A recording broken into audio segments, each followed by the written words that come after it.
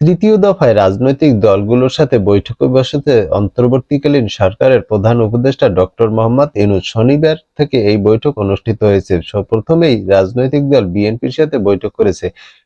বৈঠক শেষে বিএনপির মহাসচিব মির্জা ফখরুল ইসলাম আলমগীর যা বলেন, এই আলোচনাতে প্রধান যে বিষয়গুলো আমরা আলোচনা করেছি সেই মধ্যে প্রধান হচ্ছে আমরা নির্বাচন সম্পর্কিত বিষয় আলোচনা করেছি এবং নির্বাচনের সংস্কার বিভাগ কমিশন এবং আপনার নির্বাচন ব্যবস্থার সংস্কার সব কিছুগুলোই আমরা তুলে ধরেছি এবং আমাদের যে মতামত সেটা আমরা দিয়ে এসেছি।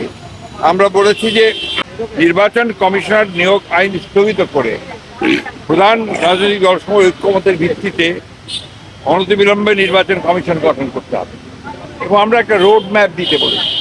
নির্বাচন কমিশন কবে নির্বাচন হবে সে আমরা একটা রোড ম্যাপ দিতে বলেছি।